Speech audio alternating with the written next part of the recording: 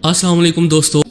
नाजरीन, 5000 साल पुरानी हजरत नूह अलैहिस्सलाम की कश्ती तुर्की से मिल गई। अंदर से ऐसा क्या निकला कि जिसे देखकर हर कोई हैरान रह गया। सवाल ये भी है कि तुर्की के सदर रजब तैयब उर्दुगान ने इस कश्ती को दुनिया से छुपा कर क्यों रखा। आज की इस कीमती वीडियो में हम आपको कश्ती नूह से मुतल्लिक हैरान कुन हकायक बतलाने जा रहे हैं, लिहाजा वीडियो को शुरू से लेकर आखिर तक जरूर देखिएगा। और अगर आप चैनल पर नए हैं तो इसे सब्सक्राइब भी कर लीजिए। तो आइए चलकर शुरू करते हैं। दोस्तों, कुरान मजीद में अल्लाह ताला ने जिन कौमों का तज़किरा किया है, इनके आसार आज भी दुनिया में मौजूद हैं। इन कौमों को अल्लाह ताला ने इनकी नाफरमानियों, खुदा ताला की जात से इनकार, रसूलों, नबियों और उनके मानने वालों पर जुल्म सितम की इंतहा कर देने पर सख्त सजाएं यानी अजाब दिए। और कुरान में हम मुसलमानों की इबरत और रहनुमाई के लिए इनका तज़किरा किया। हजरत नूह अलैहिस्सलाम को सानी आदम भी कहा जाता है, क्योंकि आपके खानदान के अफराद और अल्लाह के हुक्म से तैयार की गई कश्ती में सवार जानवरों के अलावा हर शय पानी में गर्क कर दी गई थी। हजरत नूह अलैहिस्सलाम की कश्ती पर 8 अफराद सवार थे। हजरत नूह अलैहिस्सलाम, आपकी अहलिया, 3 बेटे और बहुएं, बाकी मुख्तलिफ इकसाम के जानवरों की जोड़ियां थीं। नूह अलैहिस्सलाम का वाक़या साबका आसमानी किताबों तौरात, ज़बूर और इंजील में भी मिलता है। एक अरसे से साइंसदान हजरत नूह अलैहिस्सलाम की कश्ती की तलाश में थे। गैर मुस्लिम साइंसदान ये सवाल करते कि अगर तूफान नूह आया और हजरत नूह अलैहिस्सलाम चंद इंसानों और दुनिया के तमाम तर जानवरों के जोड़े लेकर देव हेकल कश्ती में सवार हुए और पानी के बदतरीन अजाब से बच गए, तो आखिर वो कश्ती कहाँ गई जिनमें इन सब मखलूकात ने सफर किया। हाल ही में चीन के ईसाई मुबल्लिगीन और साइंसदानों की एक तहकीकाती टीम ने कई माह पर मुश्तमिल अपनी तहकीक के इख्तिताम का ऐलान करते हुए दावा किया था कि उन्होंने हजरत नूह अलैहिस्सलाम की तारीखी कश्ती को तलाश कर लिया है। ये कश्ती मशरकी तुर्की में वाक़े कोहे अरारत पर मिली, जिसकी चोटी की बुलंदी 12,000 फुट है। माहिरीन की टीम का कहना था कि इस कश्ती की 3 मंजिलें हैं। ये कश्ती कई मीटर बर्फ के नीचे दबी हुई है। गुज़श्ता 200 बरसों से 1 दर्जन से ज्यादा टीमें हजरत नूह अलैहिस्सलाम की कश्ती को तलाश कर रही थी, जिनके बारे में कुरान पाक में आता है कि वह जूदी नामी पहाड़ी की चोटी से टकरा कर रुक गई थी। नाजरीन, चीन के माहिरीन की इस रिपोर्ट को अमरीकी साइंसदानों ने मानने से इनकार कर दिया। उनका कहना है कि कश्ती की लकड़ी के नमूने जो फ्रांसिक जांच के लिए भेजे गए थे, वो इतने पुराने नहीं हैं कि इनके बारे में वसूख से कहा जा सके कि ये हजरत नूह अलैहिस्सलाम के दौर की कश्ती है। जबकि चीनी माहिरीन की टीम का दावा है कि वो 99% यकीन रखते हैं कि ये वही कश्ती है जो हजरत नूह अलैहिस्सलाम ने 4800 साल कबल अल्लाह के हुक्म से बनाई थी। माहिरीन का कहना है कि इस कश्ती की 3 मंजिलें हैं और इसमें कई बड़े बड़े कमरे भी हैं और इन कमरों में लकड़ी के सतून हैं। अरब अखबारात ने भी इस ज़िमन में सवाल उठाए थे कि क्या वाकई ये हजरत नूह अलैहिस्सलाम की कश्ती है। अरब अखबारात ने लिखा कि चीनी और तुर्क ईसाई माहिरीन ने अपनी तहकीक के लिए कुरान करीम की उन आयात का भी मुताला किया था जिसमें कश्ती के सफर को बयान किया गया। माहिरीन का कहना है कि कश्ती के ठहरने की जिस मकाम की निशानदही की गई, वो साइंसदानों को कोहे अरारत की तरफ ले जाती है। गुज़श्ता 20 बरसों में कई साइंसदानों ने कोहे अरारत का दौरा किया। उनमें से कुछ एक ने पहाड़ी पर बनी कश्ती की शक्ल की चट्टान को ही हजरत नूह अलैहिस्सलाम की कश्ती करार दे दिया। लेकिन चीनी और तुर्क माहिरीन ने पहाड़ के उस बर्फीले मकाम पर तहकीकात की जहां दर्जा हरारत -60 डिग्री होता है और पहाड़ के जिस हिस्से में कश्ती की बाकियात दरियाफ्त की गई, वो इंतहाई ढलवान और खतरनाक है। रिपोर्ट के मुताबिक इस टीम ने 60 मुख्तलिफ मकामात से हजरत नूह अलैहिस्सलाम की कश्ती का मुशाहिदा किया। ये कश्ती कई जगहों से टूटी हुई है, ताहम मुकम्मल तबाह इसलिए नहीं हुई कि ये बर्फ की दबीज तह में दबी हुई है। कश्ती टूटी हुई होने की वजह से माहिरीन इसके अंदर जा सके। नाज़रीन ग्रामी, चीनी माहिर वेंग चेंग ने बाज़ाब्ता एक प्रेस कॉन्फ्रेंस मुनक्किद करके अपनी तहकीक से आगाह किया। कश्ती का मुआयना करने वाले एक चीनी माहिर का कहना है कि कश्ती का हर कमरा 5 मीटर ऊंचा है।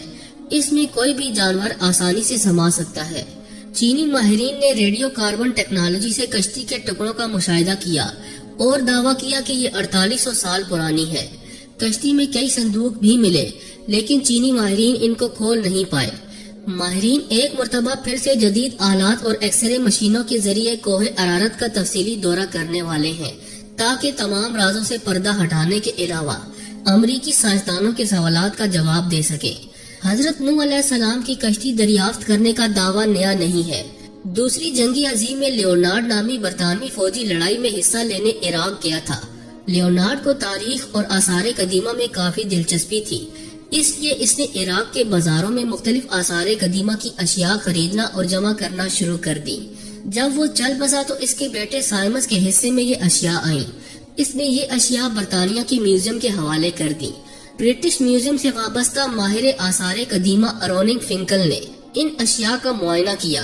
ان اشیاء میں سے ایک تختی بھی ملی جس پر قدیم اشوری زبان میں کچھ لکھا تھا۔ سخت مٹی سے بنی اس تختی پر لکھی عبارت کا جب انہوں نے ترجمہ کیا تو وہ حیران رہ گئے، کیونکہ تختی پر درج تھا کہ جب انسانوں کے گناہ بڑھ گئے تو خدا ان سے ناراض ہو گیا اور پھر اس نے گناہگاروں کو پانی میں ڈبونے کا فیصلہ کیا۔ تب فرشتوں نے وادی دجلہ اور فرات میں آباد ایک نیک انسان حضرت نوح علیہ السلام تک خدا کا یہ پیام پہنچایا کہ وہ ایک کشتی تیار کریں اور اس میں نیک لوگوں کے علاوہ تمام جانداروں کا ایک ایک جوڑا بھی سوار کر لیں۔ اس تختی میں کشتی کو اتنا بڑا بتایا گیا کہ وہ فٹ بال کے ایک اسٹیڈیم کے برابر تھی۔ ماہرین نے اندازہ لگایا کہ یہ تختی 4000 برس پرانی ہے، یعنی حضرت عیسیٰ علیہ السلام سے 2000 برس پہلے کی ہے۔ دوستو، اس طرح طوفان نوح کا ایک اور ٹھوس ثبوت دنیا کے ہاتھ بہت پہلے ہی لگ چکا ہے۔ عام طور پر مذہب خصوصاً اسلام کے منکرین ان واقعات کو افسانوی قصے قرار دیتے ہیں۔ یہ تمام ثبوت ان کی آنکھیں کھولنے کے لیے کافی ہیں۔ اس تختی پر یہ بھی لکھا ہے کہ حضرت نوح علیہ السلام کی کشتی آج کل کی کشتیوں کی طرح لمبی نہیں تھی، بلکہ بیضوی یعنی انڈے نما تھی۔ اس زمانے میں دجلہ اور فرات میں اسی طرز کی کشتیاں چلتی تھی۔ کشتی کے ٹھہرنے کے مقام کے بارے میں قرآن مجید کی سورۃ الہود کی آیت نمبر 44 میں بتایا گیا کہ وہ ایک بلند مقام جودی پر جا کر رکی تھی۔ عراق اور شام کے قدیم باشندے بابل کے دور میں یہ سمجھتے تھے کہ حضرت نوح علیہ السلام کی کشتی کوہ کردہ پر ٹھہری تھی۔ یہ مشہور پہاڑ جزیرہ ابن عمر کے قریب واقع ہے۔ یہ مقام بھی اب ترکی کے حصے میں ہے، تاہم عراق کی سرحد اس سے متصل ہے۔ مسلم تاریخ دانوں نے کوہ کردہ کو ہی حضرت نوح علیہ السلام کی کشتی کے ٹھہراؤ کا مقام قرار دیا، اسی لیے یہ پہاڑ مسلمانوں میں کوہ جودی کے نام سے مشہور ہو گیا۔ تاہم عیسائی مبلغین کا کہنا ہے کہ کشتی کوہ ارارات پر جا کر رکی تھی اور یہ پہاڑ آرمینیا اور ترکی کی سرحد پر ہے۔ حضرت نوح علیہ السلام کو ثانی آدم کے علاوہ شیخ الانبیاء کا خطاب بھی عطا ہوا، کیونکہ آپ وہ پہلے پیغمبر ہیں جو انسانیت کی طرف بھیجے گئے۔ قرآن پاک میں حضرت نوح علیہ السلام کا نام 73 مرتبہ آیا ہے۔ ان کی عمر 900 برس تھی۔ نبیوں میں آپ سب سے طویل العمر ہوئے۔ حضرت نوح علیہ السلام موجودہ عراق میں آباد ایک قوم کے پاس نبی بنا کر بھیجے گئے تھے۔ جب بہت واعظ اور نصیحت کے باوجود بھی قوم نے سرکشی نہ چھوڑی تو اللہ تعالیٰ سے آپ نے اپنی قوم کے لیے عذاب مانگا۔ اللہ نے آپ کو ایک کشتی بنانے کا حکم دیا۔ 2 سال کی مدت میں کشتی تیار ہوئی، جس کی لمبائی 300 گز اور چوڑائی 50 گز جبکہ اونچائی 30 گز تھی۔ جب عذاب آیا تو آسمان سے مسلسل بارش ہونے لگی اور زمین سے چشمے ابلنے لگے، ہر شے پانی میں غرق ہو گئی۔ حضرت نوح علیہ السلام کی کشتی 6 ماہ 8 دن پانی پر تیرتی رہی اور 10 محرم کو کوہ جودی پر جا کر ٹھہر گئی۔ کئی دن تک پانی اترتا رہا۔ اس کے بعد جب خشکی پیدا ہوئی تو حضرت نوح علیہ السلام نے خسران شہر کو بسایا اور ایک مسجد بنائی جس کا نام سمانین تھا۔ حضرت نوح علیہ السلام طوفان کے بعد صرف 60 برس زندہ رہے۔ ان کا مزار آج بھی لبنان میں موجود ہے۔ جی تو دوستو، ہمیں پوری امید ہے کہ آج کی یہ ویڈیو آپ کو بے حد پسند آئی ہوگی۔ اگر ویڈیو اچھی لگی ہو تو اسے لائک کرتے ہوئے دیگر دوستوں سے شیئر بھی کر دیجیے گا۔ ایسی ہی انفارمیٹیو ویڈیوز دیکھنے کے لیے ہمارے چینل کو سبسکرائب بھی کر لیجیے۔ آج کے لیے بس اتنا ہی۔ اگلی ویڈیو تک کے لیے اللہ نے